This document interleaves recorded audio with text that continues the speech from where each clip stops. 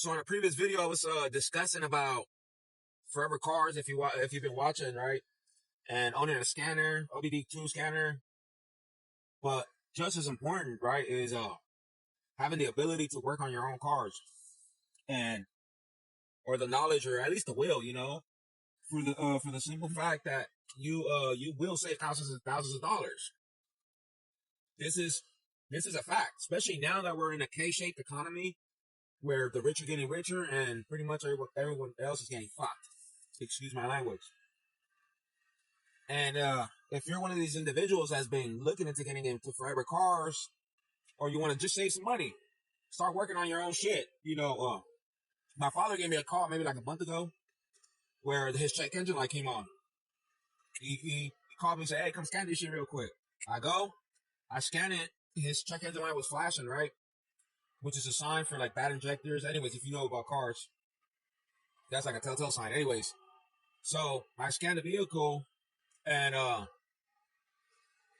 before I move on, I don't know where people get this idea that mechanics, let's do like a little quick rant, are supposed to diagnose your vehicle for free or not include their, or like, I don't know where this idea came from that just because they have a scan tool. It's called a scan tool. It's not the magical computer that tells you what's wrong with your vehicle. Anyways, it's a tool to pretty much help the mechanic diagnose the root cause of the problem, or as at least the cause of the root cause of the check engine light. It doesn't tell you what it is. It kind of guides you to the direction on the things on what you might need to look at. Anyways, moving on, right?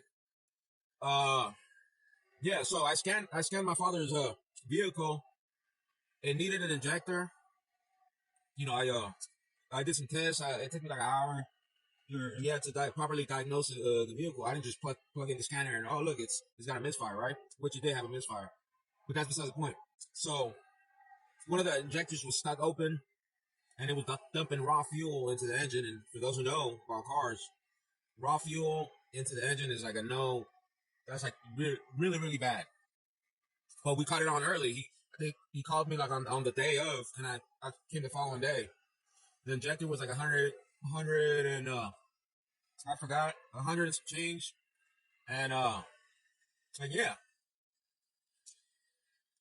my father's that was like at minimum $1,000 that he saved, in the sense of obviously it's my father. He's a little older. He back in the day he was able to do this on his own, but he's a little older, so I just whenever he needs kind of like any kind of car work, I go.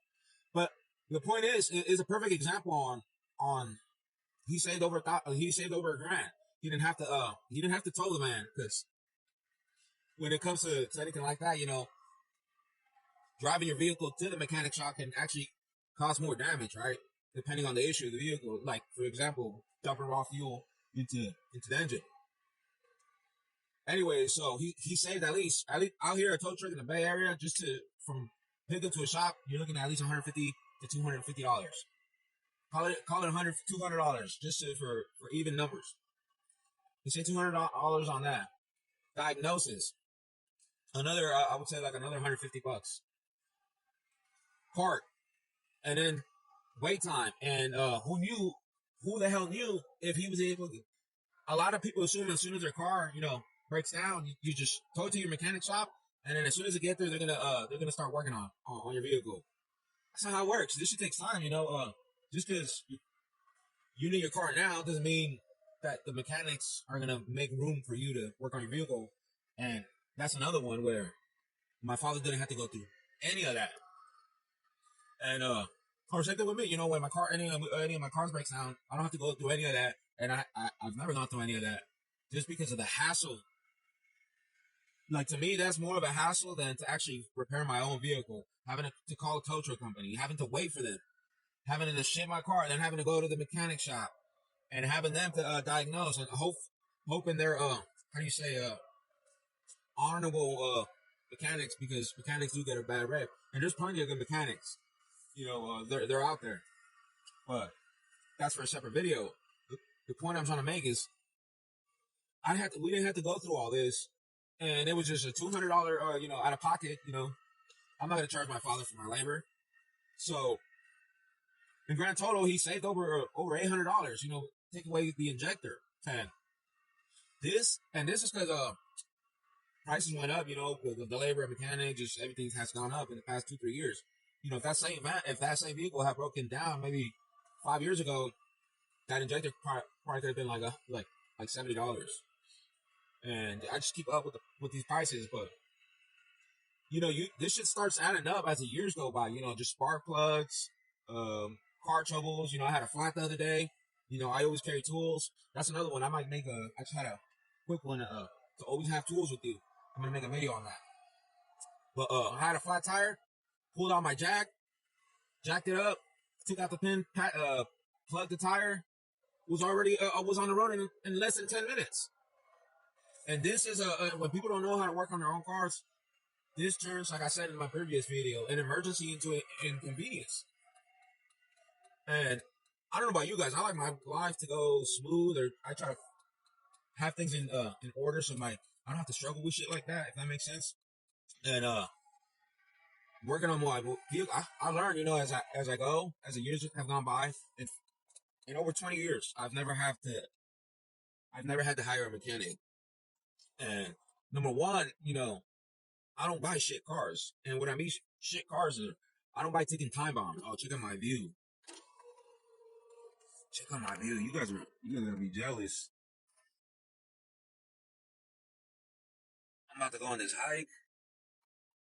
They got a cool ass reservoir out here. I don't buy shit cars. I don't buy ticking time bombs. I'll buy an old car as long as it's not a ticking time bomb.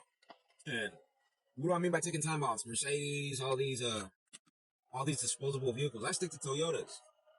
They've been loyal to me. I gotta be loyal to them.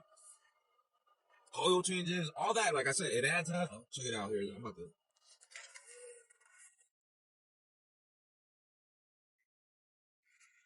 Oh, there goes the Flintstone house. Look at that forest spot like that. Anyways, so learn how to work on your own vehicles. What was I gonna say? Yeah, it compounds as the years go by.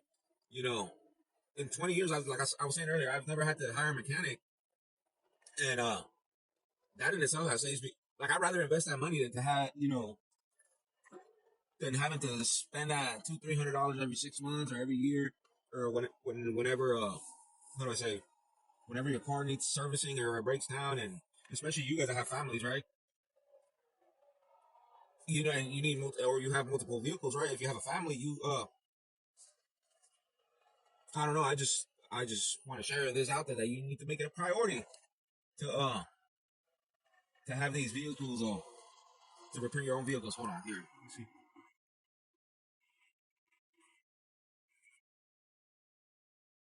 I'm telling you guys, I'm about to go on this hike. Anyways, yeah, buy your